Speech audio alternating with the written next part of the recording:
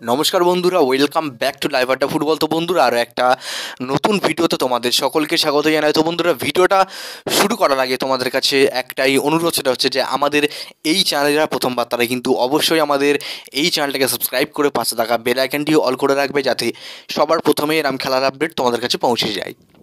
তো বন্ধুরা, আমি ভিডিওতে যাওয়ার আগে তোমাদেরকে একটা কথা বলতে চাই। যারা আমাকে বলেছিলে যে মোহনবাগানের জার্সি তোমাদেরকে লাগবে, অর্থাৎ তোমাদের লাগবে এবং তোমরা সেটা অর্ডার করতে চাও অনলাইনের মাধ্যমে, বেস্ট কোয়ালিটি এবং ভালো কাপড়ের একটা ভালো মানের জার্সি তোমরা কিন্তু অর্ডার করতে চাও, যাতা জার্সি তোমরা কিন্তু অর্ডার করতে চাও না। তো দেখো, 150 টাকার জার্সি আর 500 টাকার জার্সি, 900 টাকার জার্সির মধ্যে আকাশ পাতাল তফাৎ আছে। তো আমি এই ভিডিওতে কিন্তু আমি তোমাদেরকে মোহনবাগানের জার্সি শোড করেছি, এবং তোমরা চাইলে ওখান থেকে কিন্তু পারচেস করতে পারো, অনলাইনে অর্ডার করতে পারো। এবং ওখান থেকে যদি না পারো তাহলে কিন্তু অবশ্যই আমার চ্যানেলের যাবে, আমার চ্যানেলে গিয়ে জাস্ট স্ক্রোল করে যেরকম পোস্টে যাও, স্ক্রোল করে সাইডে আসতে দেখবে স্টোর বলে একটা অপশান আছে।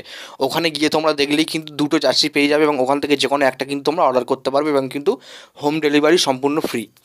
তো দেখো, এবার আসি মেন খবরে। তো খবরে আসতে গেলে সবার প্রথমে যে আপডেটটা তোমার সঙ্গে শেয়ার করতে হয়, এই মুহূর্তে মোহনবাগান তাদের শর্ট লিস্টে প্রায় অনেক প্লেয়ারের নাম রেখেছে, এবং সেই এক একটা করে প্লেয়ারের নাম বেরিয়ে আসছে, এবং আমরা কিন্তু প্রায় আতঙ্কিতই হচ্ছি প্রত্যেকবার। কারণ এক একটা দেখো, শর্ট লিস্টে প্রত্যেকটা দল, শুধু মোহনবাগান না, একটা দলের শর্ট লিস্টে মিনিমাম 8 থেকে 9টা বিদেশির নাম থাকে, এবং তার মধ্যে মাত্র একটা বা দুটো বিদেশি তারা টার্গেট করে। তো সেক্ষেত্রে শর্ট লিস্টে থাকা প্লেয়ারকে নিয়ে এত মাতামাতি করার কোনো দরকারই নেই আমাদের। সেক্ষেত্রে অনেকে বলছে যে ব্রাজিল থেকে মোহনবাগান প্লেয়ার আনবে, বা বা অস্ট্রেলিয়া থেকে আনবে। তো অনেকটাই সত্যি খবর, কিন্তু আমি তোমাদেরকে প্রায় পুরো এমনভাবে বলবো, আজকে পুরোটা বলবো একেবারে ছাতু গলার মতন, অর্থাৎ দুধ ভাতের মতো, তোমরা কিন্তু বুঝতে পারবে।